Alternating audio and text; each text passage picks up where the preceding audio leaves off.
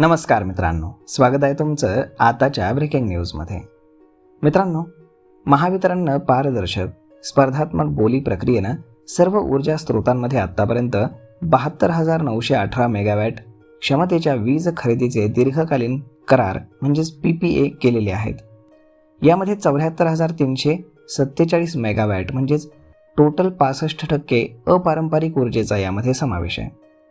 वीज खरेदीमध्ये 10,000 कोटींच्या वार्षिक बचतीसोबतच क्रॉस सबसिडीमध्ये 13,500 कोटींनी वार्षिक बोजा कमी होणार आहे. त्यामुळे प्रामुख्यानं औद्योगिक आणि व्यावसायिक विजेचे दर कमी होत जाणार आहेत, असा विश्वास महावितरणचे अध्यक्ष लोकेश चंद्र यांनी व्यक्त केला.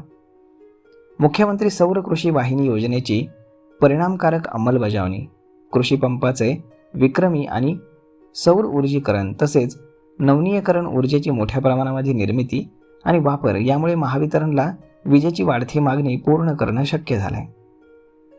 आगामी काळामध्ये विजेची वाढती मागणी तसेच शेतकऱ्यांसह सर्व वर्गातील ग्राहकांना वीज पुरवठा करण्यास महावितरण पूर्णपणे सक्षम असल्याचं अधिकाऱ्यांकडून सांगण्यात आलंय. लोकेश चंद्र म्हणाले की मागेल त्याला सौर कृषी पंप या योजनेतनं राज्यामध्ये देशातील सर्वाधिक 10 लाखांपेक्षा अधिकचे सौर पंप स्थापित करण्यात आलेत. तर मुख्यमंत्री सौर कृषी वाहिनी योजना 2.0 अंतर्गत जगातील सर्वात मोठ्या 16,000 मेगावॅट विकेंद्रीकृत सौर ऊर्जा प्रकल्पाचं काम हे प्रगतीपथावरती घेण्यात आलंय. या दोन्ही योजनांमध्ये झालेल्या कामांमुळेच विजेची मागणी विभागली गेली आणि विक्रमी विजेची मागणी पूर्ण करणं शक्य झालं. प्रधानमंत्री सूर्यघर मोफत वीज योजनेच्या अंमलबजावणीत देखील महाराष्ट्र अल्पावधीतच देशामध्ये अव्वल ठरेल असा विश्वास त्यांनी व्यक्त केला. डिसेंबर अखेरपर्यंत महावितरण शेअर बाजारामध्ये नोंदणीकृत होणार असून कर्मचाऱ्यांनाही त्यामध्ये वाटा मिळणार आहे. राज्यातील 4,20,000 वीज ग्राहकांना या प्रकारे गेल्या वर्षभरामध्ये 129,57 लाख रुपयांचा लाभ मिळाला आहे. त्यामध्ये 4,72,000 घरगुती ग्राहकांचा देखील समावेश आहे.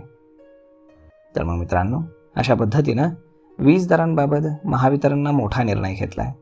हळूहळू भविष्यामध्ये विजेचे दर हे कमी होत जाणार आहेत. तर यावरती आपलं मत काय हे तुम्ही आम्हाला कमेंट करून नक्कीच सांगा. आणि जर हा व्हिडिओ तुम्हाला आवडला असेल तर आपल्या जवळच्या मित्रमंडळींसोबत देखील हा व्हिडिओ तुम्ही शेअर करायला विसरू नका. धन्यवाद.